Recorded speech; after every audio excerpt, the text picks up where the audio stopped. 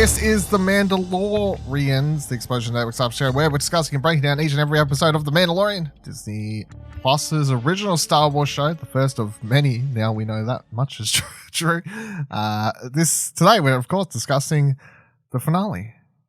My name's John Black, and joining me, as always, Ashley Hobler.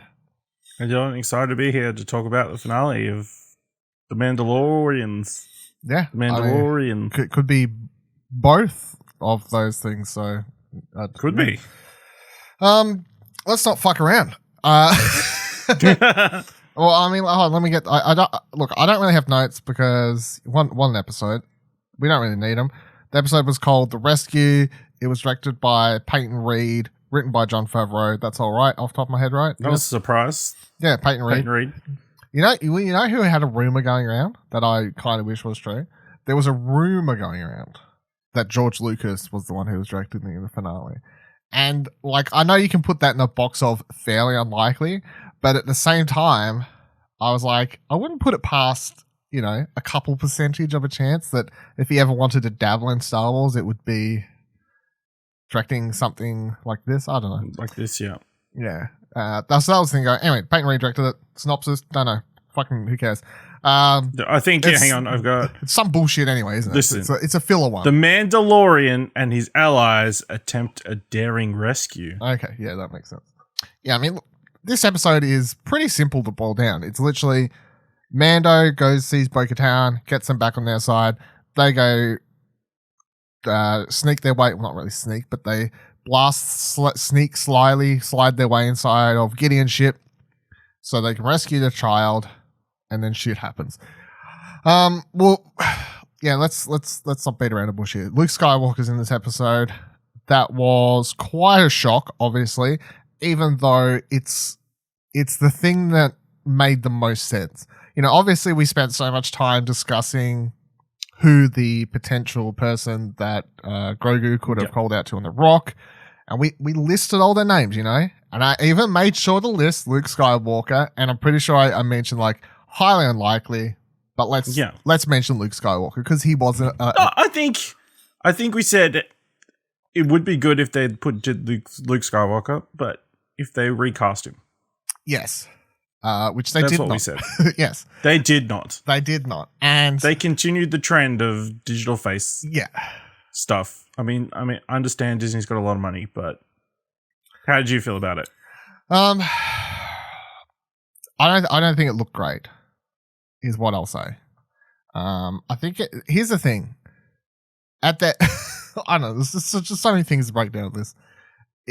Obviously, when he has the hood up and he's coming in, at first I'm like, because you see the X-wing come in, and I'm like, no. Like straight away, I'm like, I don't want to get too. I don't want to jump the horse. It could be a red herring, a bait and switch or something. Yeah. So I see an X-wing, I'm like, okay, like maybe they want me to think it's Luke. Then you see someone in a dark hood swinging around a lightsaber. I'm like, okay. This also seems like a potential Luke thing. And then they have that over camera shot of the green lightsaber. And I'm like, okay, we're fucking doing this. And then make sure you see that one hand is gloved. One hand's gloved. Yeah. They got enough things in there that people who more fans would pick up early and be like, this is Luke. And then by the end, obviously, even the most whatever, like your normal fan. I don't know if people were just watching The Mandalorian. Oh, probably not. If this was the entry point to Star Wars, you'd be like, who the hell is that guy? And what's up with his face? Yeah, they yeah, his face didn't look great, and I did wonder if it was someone else dubbing in, and the voice work also sounded obviously like it was ripped from the movie or some digital type stuff. And then when you get to the credit sequence, it says it was actually Mark Hamill. So it makes me think that they had Mark Hamill on set. They then did digital work to de-age him. But then they also de-aged his voice, I suppose, which is why it sounds kind of They did weird. Something, yeah. Yeah, because it sounded like it was lifted, like it was from... They fucked around with audio tracks from the other movies. So I think for this, it's better than Leia, like in the scaling of digital whatever. I don't know. I haven't watched Rogue One for in like a year and a half or whatever it is. Yeah. So I don't know, like a year, a bit, couple of months. Yeah, but yeah, last year. All-Around Explosion, which you can go listen to. Yeah, it's around. Yeah, so I haven't watched that for a year, but I from memory, I'd say Tarkin is still better than this, and I think maybe a lot of that comes down to, like, I think I could have looked past the weird looking face stuff a little bit more if the voice didn't also sound.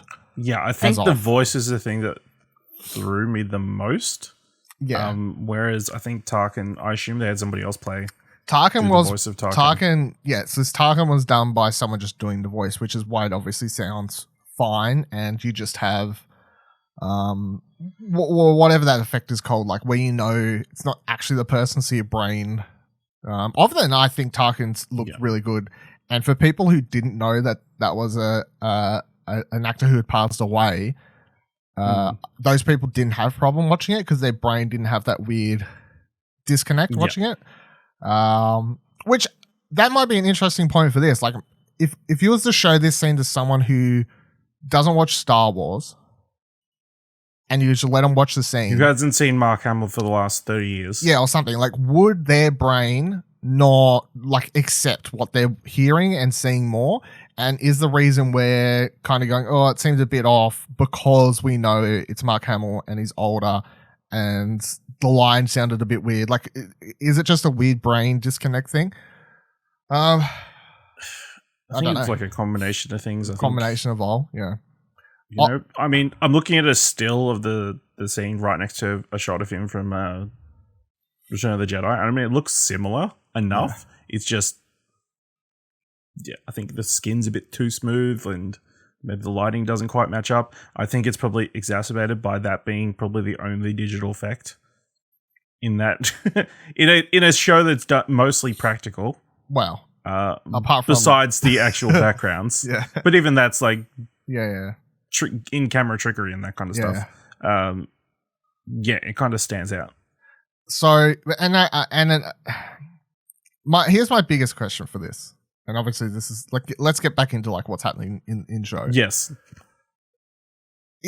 Are we now? Yeah. What does this mean? That's obviously the biggest thing. This has huge ramifications for the direction the show's going, by introducing a young or middle-aged Luke Skywalker. Is that what, it's not like young, it's not like old. This is like more middle-aged Luke Skywalker. Like, they're introducing him, so are they? I don't know, how old is he in? No, but I mean, like, timeline-wise, this is like the Luke that everyone wanted to see, right? So, which is also something I think I want to bring up with this. As someone who's such a big Last Jedi fan, I don't think like this is shitting on Last Jedi by having Luke being in this. Like, I'm not going to go that far, but like there's certainly a degree of, if you're going to give if you're going to introduce Luke and you're going to say that one of these shows that they're doing is going to potentially star or co-star the Luke Skywalker everyone wants to see, there's a degree of playing into kind of what everyone wanted, all the haters of The Last Jedi wanted. You know what I mean? Yeah. Like, that's what they were asking for. Oh, this is what I wanted in The Last Jedi. Luke Skywalker kicking ass. Yeah, and they pretty much this was the equivalent. Well, that's the funniest thing. Darth Vader's Rogue One scene. Yeah, the funniest thing about that is that Anakin's son got his own equivalent hallway scene in this episode, more or less, which is kind of multiple hallways, yeah, which is kind of cool. I really don't know what it means for the show. It's very confusing. The one thing I'll say, right, because I'm just very confused about Luke. It was shocking. It was cool. Didn't blow my socks off, because it was more shock than anything. The thing that got me emotional though, and what I posted up like my reaction video on Twitter before. I would expect if you want to find that. No, I mean, I don't really say anything in it. Is because when it got to the scene where, you know, Luke comes in, he says something, my brain's having a little bit like shock. This sounds weird. It looks weird. Like, my brain's just all going everywhere. And for a split second, I was kind of taken out of the show because suddenly I'm thinking about, what's this mean? he looks kind of weird, you know, so I'm having a weird disconnect from being in the moment of the show. But the moment that brought me all the way back into the show, and I was like, fuck it, I don't care how I feel, like I'll straight back in, is as soon as Pedro Pascal revealed his face, and you have that like scene where Grogu like touches his face. Oh, I had the waterworks start then. That was me done. That was it. And that's the thing that I find so interesting about this, is because everyone's going to be talking about Luke, you know, at the end of the episode. That's more of a shock factor thing to me. But what I'm going to remember most fondly about this finale was that they actually grew this relationship between Grogu and Din so much, the Mando, whatever you want to fuck call it. They grew it so well this past 2 seasons that in that moment where they have, you know, he reveals his face to him, he's touching, and I'm just sitting there like, oh God, like, you know, like it, that's like the true emotional heart of the episode. So I find it interesting, like, where is the collective conversation going to go? Is it just going to be focused on the shock factor thing of Luke, or is it going to be like the really emotional heavyweight of the episode, which I think was the best part of the episode? Yeah, I think from what I've seen on Twitter and that kind of stuff the last couple of hours, because I've seen it a couple of hours before you got the chance. So I just finished and here I am. It seems like, it's kind of mixed. Everyone is bringing up Luke, but a lot of people are really upset that obviously this is the end of the road for Grogu and Jin. Yeah, like what the fuck? Yeah. Honestly. You know, and what I saw someone point out, this is obviously Jin takes his mask off, Grogu touches his face. That's probably the first time someone's touched his face in only decades. Yeah. First and only. Yeah, that's what I mean. It's like super. They build up like the way they build up to that moment of like, because obviously you've had several other scenes of him refusing to take it off to even eat next to Grogu. You know, season 1, like they're eating in the same room and he's over in the corner like shoving food under his mouth. So like, I feel like this season, if anything, like people want to, you know, complain about some things and whatever else. The one thing this show's got right up until this point is their relationship, because I feel like everyone's on board for this daddy's relationship. What do you want to call it? Like father-son relationship. Yeah, like I think there was one moment where, what was it? When Mando's coming around the corner to get to the Death Troopers, and like they're already like busting through the door. Like without even thinking, I just muttered to myself, I was like, Daddy fucked up. Well,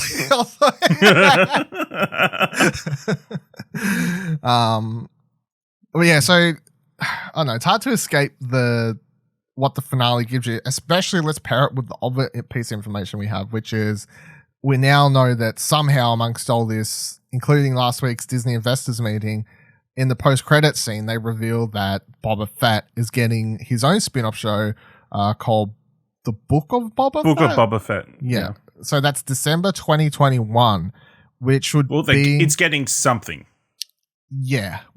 Yes. It could be a series. It could be a Disney Plus movie. It could be a brand new series. It could be an event. Yes. That kind of stuff. Yeah, so... Whatever it is... Don't know anything. Yeah, so whatever it is coming December 2021, which would... Can't believe they hid that from the investors. Yeah, I don't know. That's the part that's also so confusing. It's like, I know they're probably saving it because they didn't want to spoil it, but it's like, you told all these other secrets to these investors. So, you know? It really does make me wonder... The share price could have been so much higher. Yeah, it's weird. I don't know. Yeah, it's weird to think they actually did hide that. I really don't understand, I guess, the future of this show at this point is the other confusing thing. So you have Mando season 3, if like they're supposedly getting ready to shoot it from what we've heard, supposedly. But it does make you wonder if this show is potentially done and our Mando ends up in one of these other shows that's already been announced. I really don't know what the goal is at this point. That's the thing that's, you know what I mean? Like, so they've announced the Rangers show, whatever that's called, I forgot. Yep. Rangers of the Universe or something. Rangers of the New Republic or something. That's it, yep.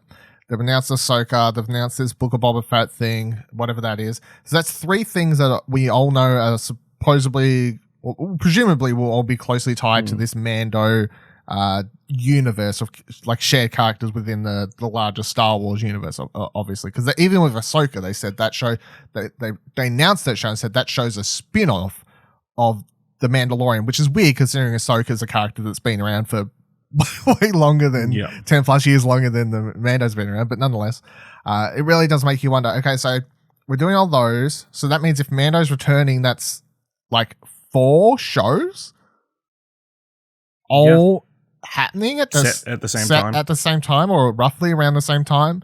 And even when we talked about the Star Wars shows on the latest episode of What Do You Want to Watch, which you can listen to on podcast feeds by searching What Do You Want to Watch, I said on that, like, it sounds like all of these shows are being like heading towards an event. That's the way they were talking about them. They're like, you know, these are spin-offs and they're all building to something or whatever. And they'll sound like potentially they'll do a season of Ahsoka, a season of this, and eventually maybe they culminate in, like, think about like the Defenders, I guess, to a degree, but like obviously not to that high quality, hopefully a higher quality, but the same way that the Netflix TV series is all culminated in a big TV event series called The Defenders. So it sounds like all of these shows could be doing that. But then you're like, now that you're chucking Luke Skywalker, you go, what? I don't understand. Like, I'm so confused. Let's just this is the question: will we see more Luke Skywalker? Yeah, we have to, right? And not because it's Luke, but because it's Grogu. I feel like maybe that's a curtain call on Grogu. I can't see it. Like, as much as Star Wars likes making movies, we don't see Grogu again. He goes and trains with Luke. He helps him set up the temple. He watches as Luke, looks after Ben Solo. We get teen Grogu in just before. Yeah, I was about to say, we all know the future. And then Ben Solo murders him. Yeah. That's what happens. I was going to bring that up at some point. That now that Luke's taken him, we know where Grogu's life ends. It's fucking but I mean, the main reason I say that we have to see Grogu and Luke is because of what I'm holding in my hand for the video version, which is the child toy. The Grogu toy now, whatever you want to call it. But Star Wars makes loving toys, and these fucking things are the highest selling. Anything Grogu related / child related is hotcakes waiting to sell. So if he's not in the next season, they can't make brand new merchandise. They could, but they're not going to have as much. So he has to be.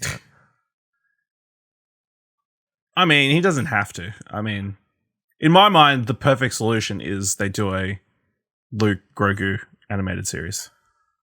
But that way you don't have to do the de-aging stuff and you can still have Grogu. I'd be on board with that. But you know who a lot of people wouldn't? People that are watching The Mandalorian who are like, oh, animated, kids show. You know what I mean? Like, you struggle to get you can get animated people to watch live action stuff, but a lot of times I feel live action to animated isn't the...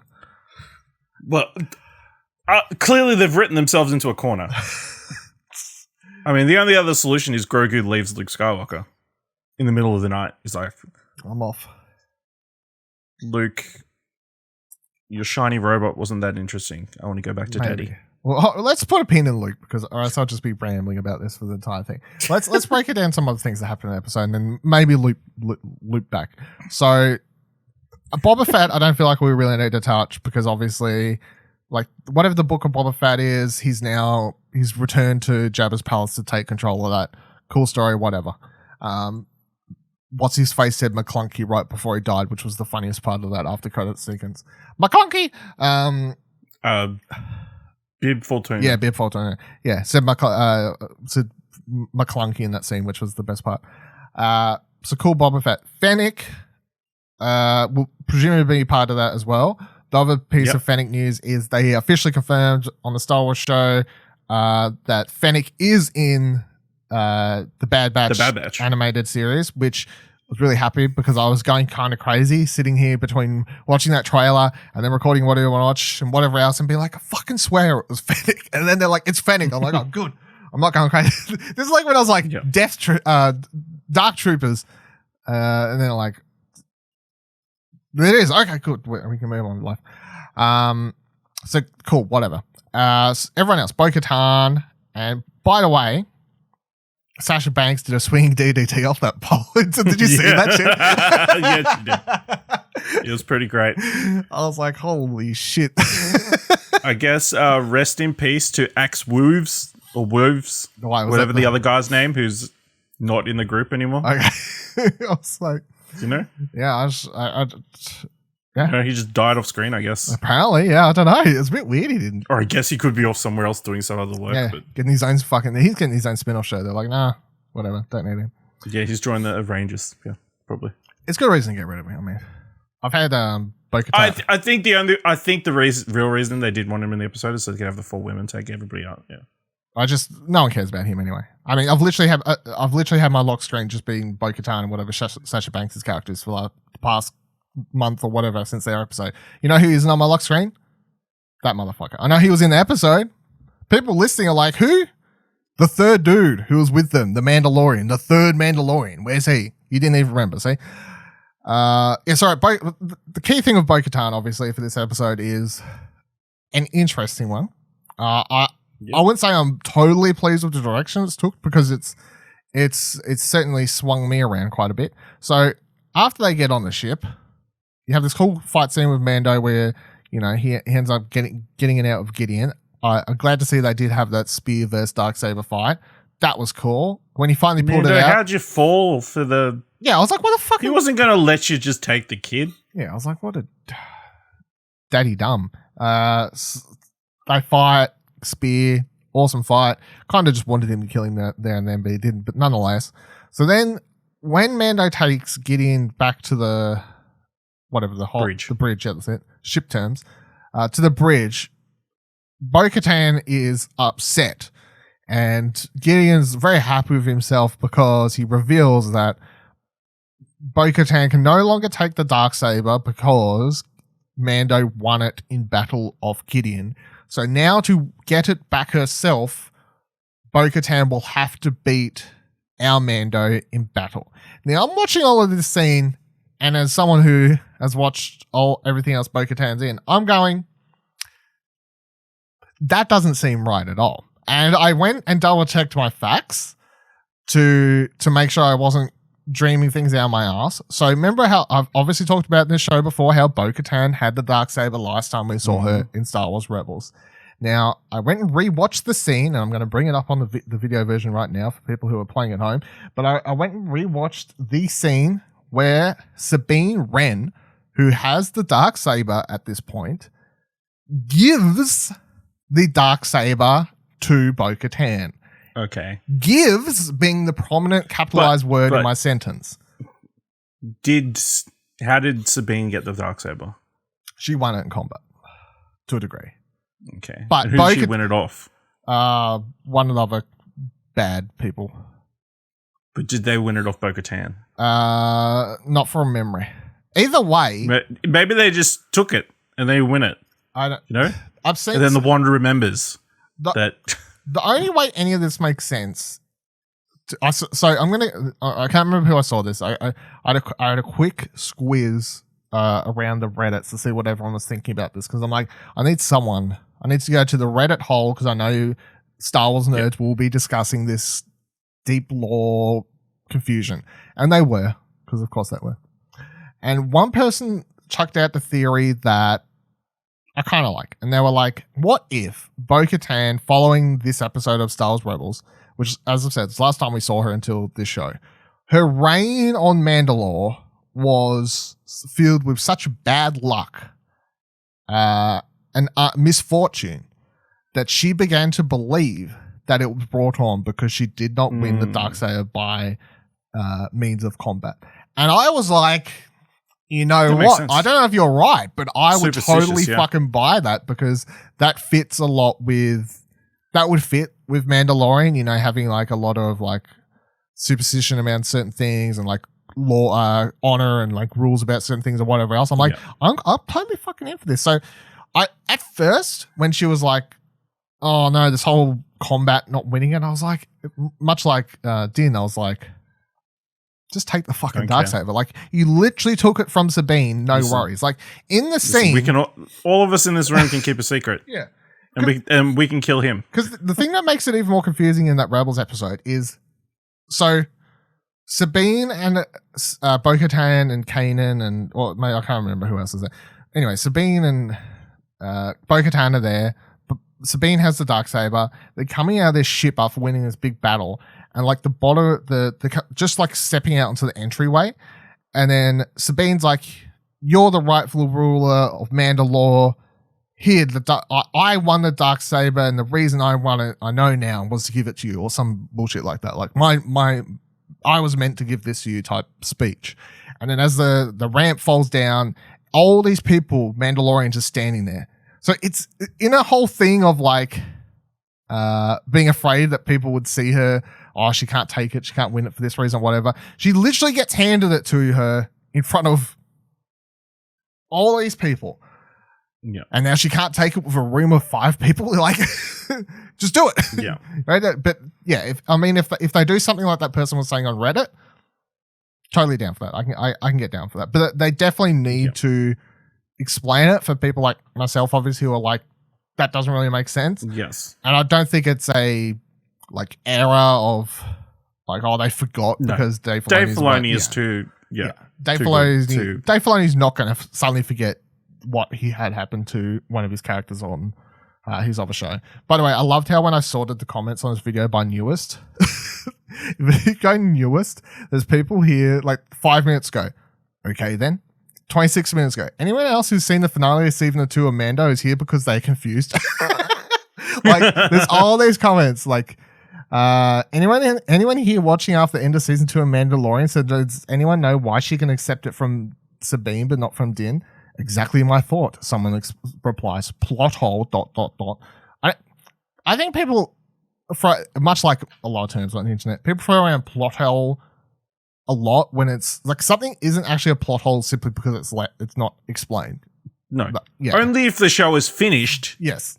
And something isn't explained. Then I would be like, this is a bit of a plot hole. I wish they explained it. But at the moment, to be like, oh, plot hole, it's like, it's not a plot hole. It's just a weird, confusing narrative piece that I hope they, presumably, they will get to explaining in the next season.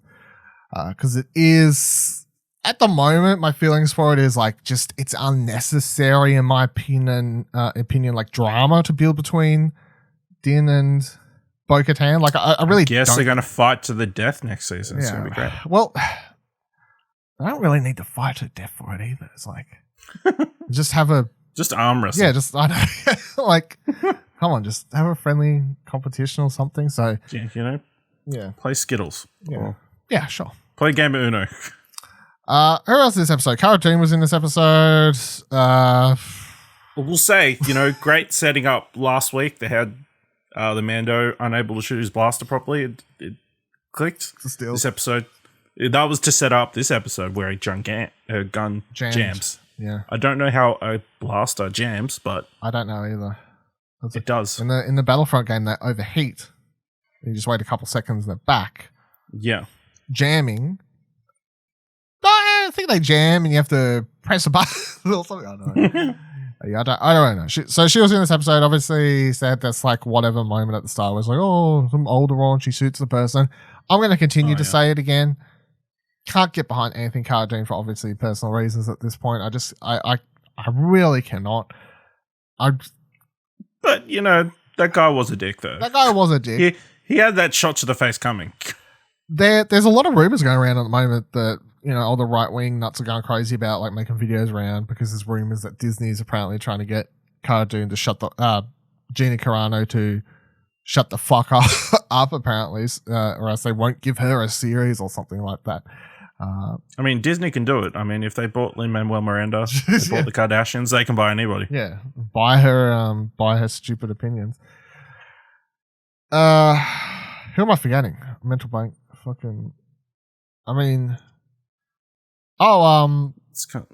one, right? I got the Mandalorians, no, I think got the Mando. Kind of got everything. Things. Yeah. I will say, talk about the Death Troopers who kind of ended up being cannon fodder, but I don't think we can set the mood properly unless we... So, Yeah. You know, Dark Troopers, by the way. I think I've said it wrong. I think I've corrected myself one stage this episode. I think I said Death Trooper in the start episode, but the Dark Trooper. Death Troopers are the big ones that we introduced in Rogue One. Okay. Yeah. Dark Troopers. So Dark Troopers. yeah, what? I think I said like whenever they do that close up and they start coming back online, and then straight away it's like the fucking dubstep kicks in. I was like, holy shit! I was waiting to see like the music at the end be like Star Wars or music by Ludwig Göransson or however you say his name, and Skrillex. Featuring Skrillex, yeah. But you know what? I fucking love that this show, music wise, is just kind of going for it at times, and I'm like, yeah, fucking sure. This show does not sound Star Wars sounds like this. Like, we all know what Star Wars sounds like. This show does not sound like Star Wars.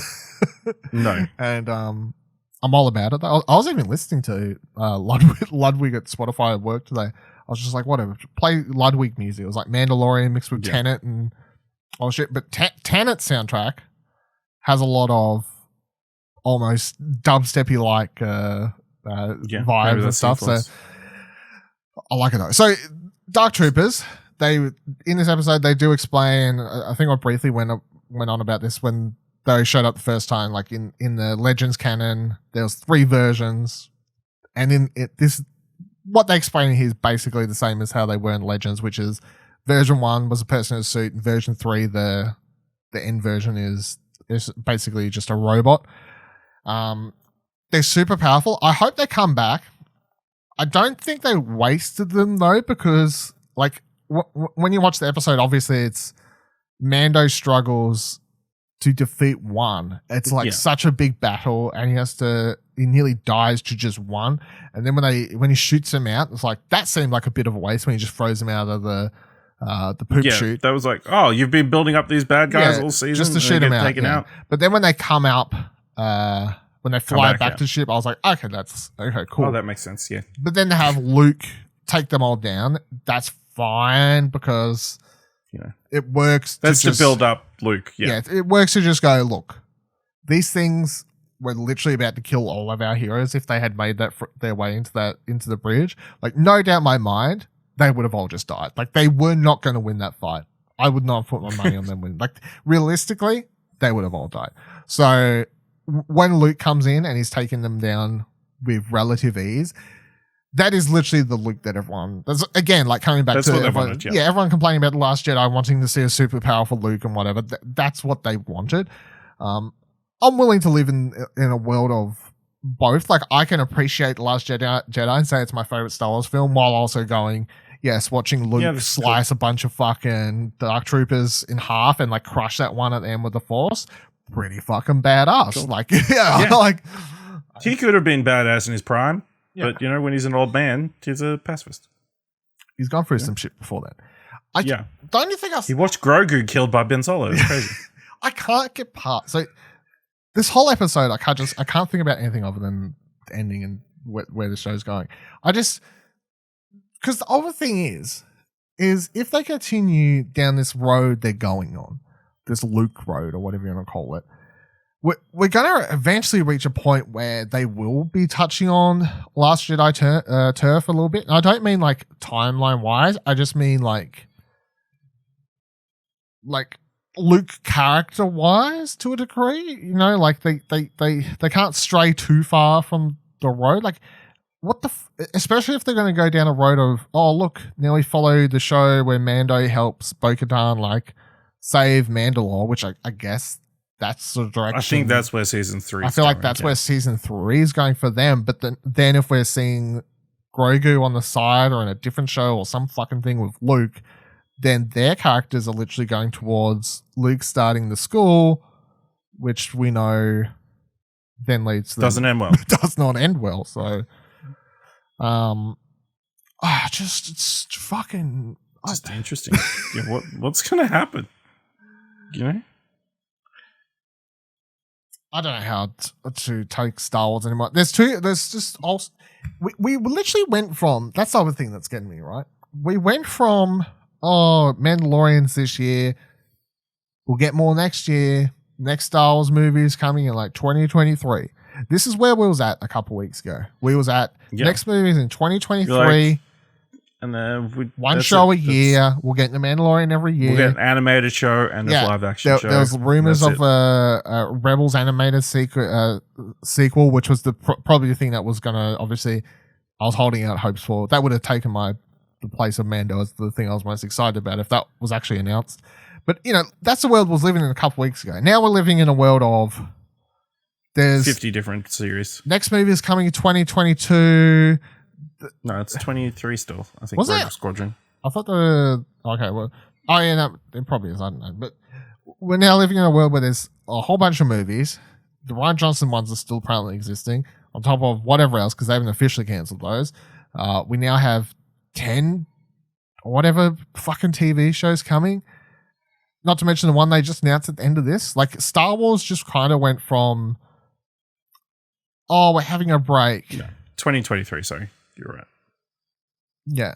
We're having a break to, here's a million things. It's just, and not just a million things, but also several of these shows are now crossing over, which isn't a big deal in themselves because obviously at this stage, Ahsoka, all these other characters are already crossovers.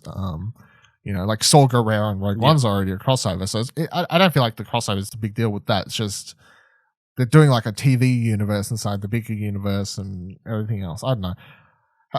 How'd you feel? How do you rate this episode anyway? At the end of the day, how do you rate this episode? I mean, I enjoyed it. I know Luke was the obvious option, but I would have maybe preferred like a left field thing because it just kind of raises less questions, Yeah. And about the future. Yeah, if it had been Ezra, I still would have had like questions, obviously, especially when it came to that sequel animated series and like what that meant and whatever else. But having it not be Ezra and be Luke, as much as I think that scene is obviously super fucking fan servicey, that whole thing, and special effects weren't great.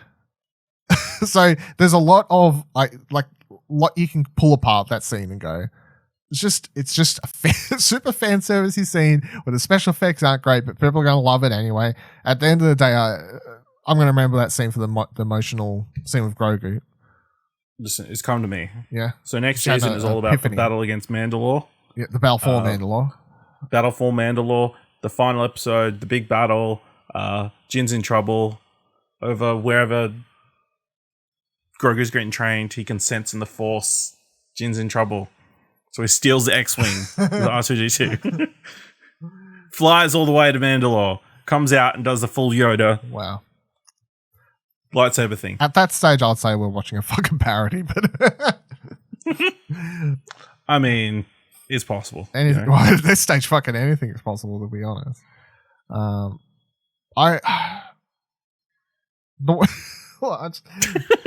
don't know. I think that the thing with this episode is I would actually rate it quite high. I think the episode is fucking great until you get to the X-Wing moment, and from then on, it's kind of like I can set that on its own, and I like it feels separate. It's not like I dislike that scene. It's just I just don't know how I feel because it's throwing me a lot of curveballs and it's confusing me, and it was very emotional with Grogu and Din, and then Luke was there, and it was fucking weird. But if you listen, he only left because R2-D2 appeared for some reason. That's right. Well, he just I'll tell you why he appeared, Ash. He's like, I want the shiny thing. He appeared for fan service. That's why he appeared. That too, yeah. I'm sure C-3PO would have shown up, but they couldn't. He's like, Anthony Daniels was like, busy. Nah, I'm fucking good, mate. Listen, it's too hot. But if you break the episode apart and everything before then, this was a really great episode, which had a lot of almost horror elements to it, especially when it came to the Dark Troopers. They were actually scary, I thought. Yeah. Up until the moment Luke started kicking their ass, and then they weren't scary, but I guess that was the point. No. But they were built up throughout the episode. Legitimate threat. Quite scary. They were, when they started punching down the door, I was like, this is actually and when threatening. He's holding Mando's head and just smashing against the wall. That was scary. Yeah. Beskars Yeah, I was like, is Putting a dent. this Pascal gonna crack eventually, or what the hell's going on here? And what the fuck is Gideon doing next season? Like, just don't even get me. Like, I guess he's gonna be a prisoner in Rangers of the New Republic. Rangers of the New Republic. They're gonna pump him for information. I mean, yeah, like he's captured, but they have no need or use for him. But I guess Dune's technically a fucking ranger or whatever now, so yeah, she'll take him away. I just don't know. I don't really know where Star Wars is going, but it's exciting. I mean, I like. Well, maybe he's not coming back. Maybe he's done. Maybe he's done. That would be Big Ben's done. quite interesting. Or maybe he just shows up to tell him who's in charge of Mandalore now. Oh my god! I mean, he had the Darksaber. Who was? Yeah, well, that's all the question. No, well, I went and looked that up as well. Who's controlling Mandalore? I went and looked up after this whole like, oh, you got to win the saber. I'm like, did Bo-Katan literally lose a battle and then give it to him? But I went and found that scene quickly, and she says in that episode, Gideon stole the Darksaber from me. So I hope the word "stole" is a literal, not a figurative. Like she lost and she cheated or something and stole it away. I don't know. Maybe that's one thing. The other thing I'll say for this upcoming Star Wars Splatterfest is one of these shows I'm not going to like legit. I feel, and that's just I've kind of got to accept that at this. I mean, the odds are you're not going to love all of them. Yeah, like that. I'm just saying that because I feel like that's something everyone's kind of have to accept. Like the second we start getting this amount of Star Wars, just realistically, there's going to have to be at least one show that you like don't hate. Maybe you do hate it. I don't know. But even if you don't hate it, you're just like not vibing with it or whatever. And guess what, people? That's okay. That's okay. Yeah, that's okay. And you don't need to tell everybody who does like it they're terrible people. Yeah, like. And on the opposite end, if someone doesn't like something, you don't need to tell them they're terrible people. Yes, there's our advice for a week. I know. I'm done. I got nothing else to say other than just mass confusion. What are your final thoughts?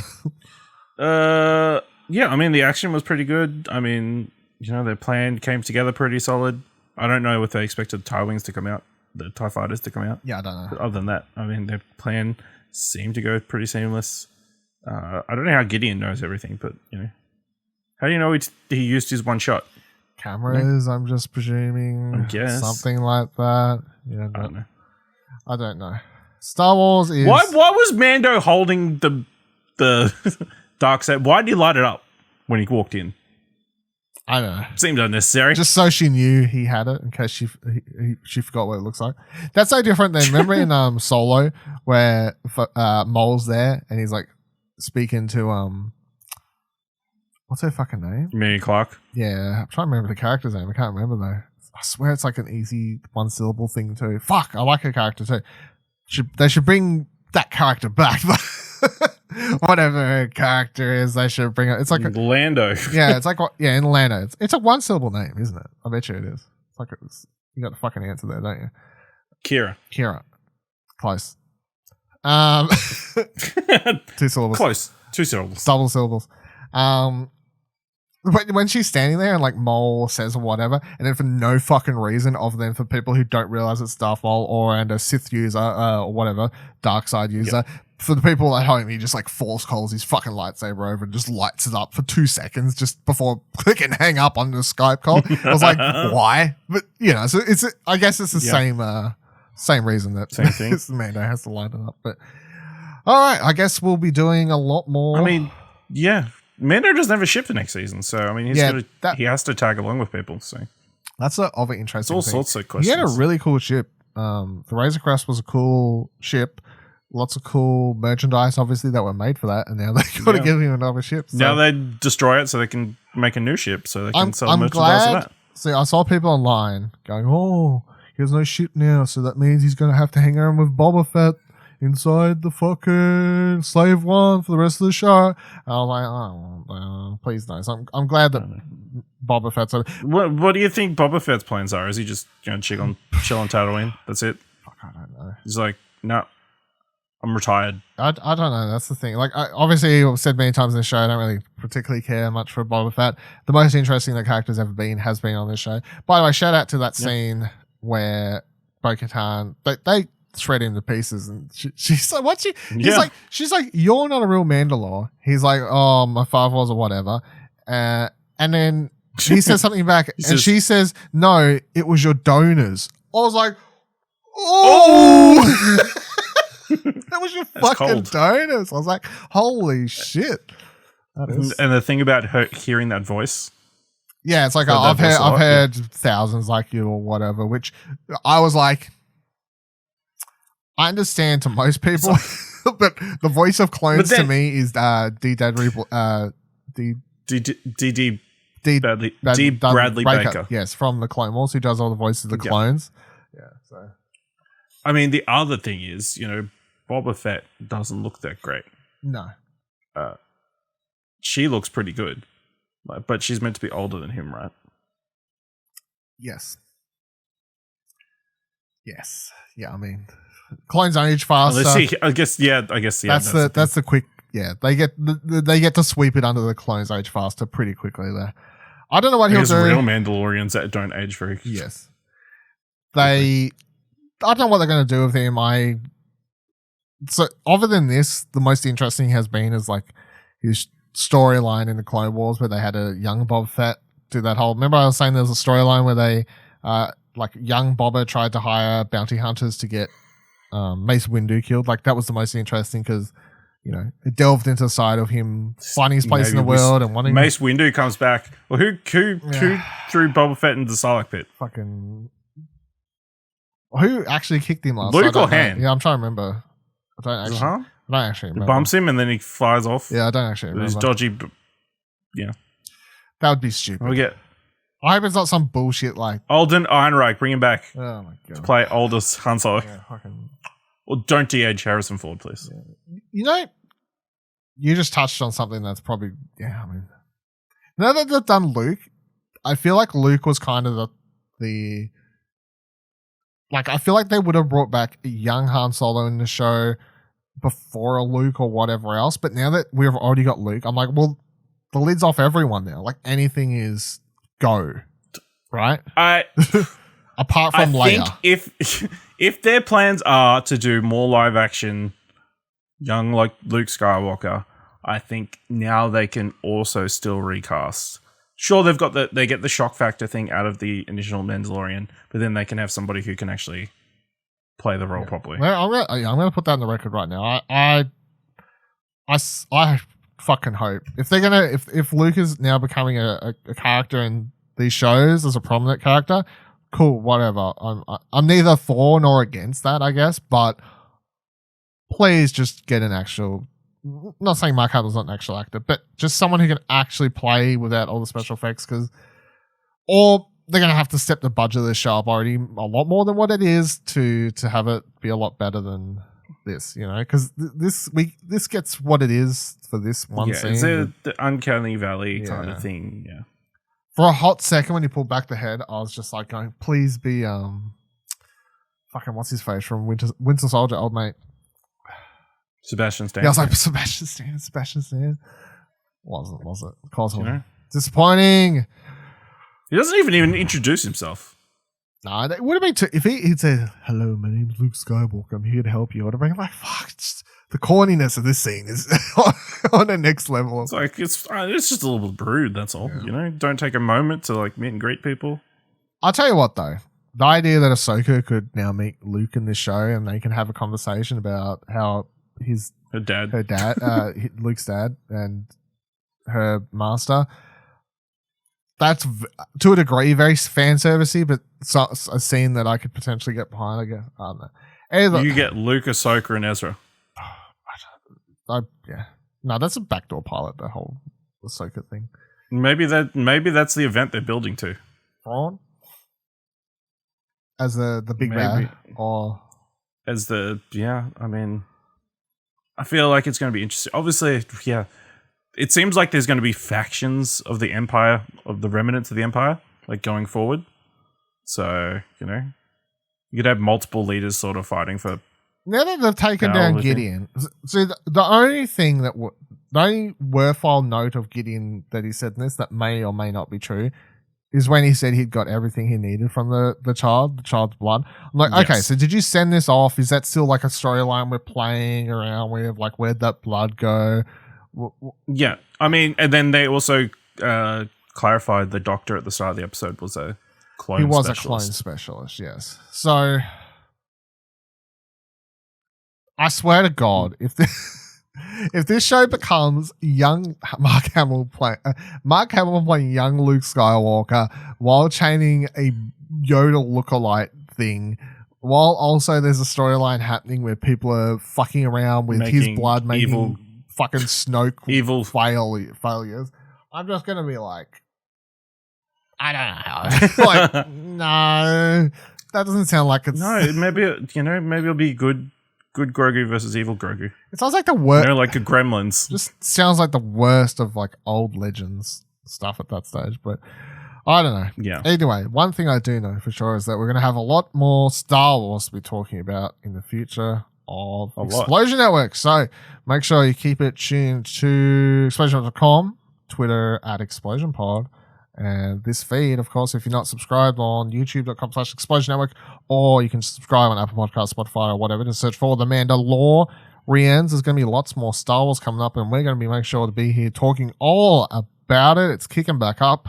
I'm excited. There's lots to digest, lots to think about. I don't know how I'm going to sleep tonight, but we'll work it out. Thank you for joining us for this season of the MandaLOREians. What was your overall thought? What was your wrap-up thoughts in this season, Ash? Why didn't he end it? Why didn't he tell Grogu, you need to go with him. This is the way. Wow. 10 out of 10 at that stage. Yeah, good job. Would have been the cherry on top. Yeah. This was I don't know how I'd rank this. This season's like a 7 for me. Like, it's, that's my ranking. I feel like it's got a lot of high moments, but at the same time, it's just a lot of... Yeah. It's... compared to the first season, it feels a lot more disjointed, backdoor pilot / fan service / stuff, some of which I enjoy or whatever, but I would say overall the first season was a better package, if that makes sense. So, I don't know, maybe like a 7.5 towards an 8. I don't know.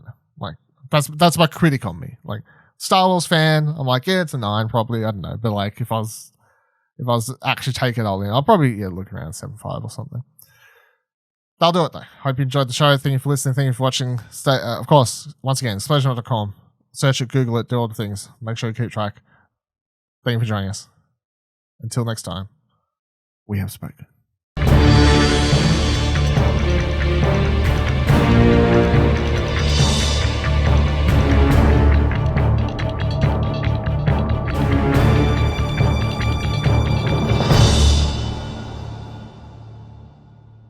Like, you know, that'll be the tagline like 10 seasons from now, and people are like, oh, I don't fucking know, remember who the fucking... That guy who was in like 3 episodes in the first season? First season, yeah, why are you saying that? I just realized... Committed to that? Yeah, I was like, we're going a whole season, it's not even a thing.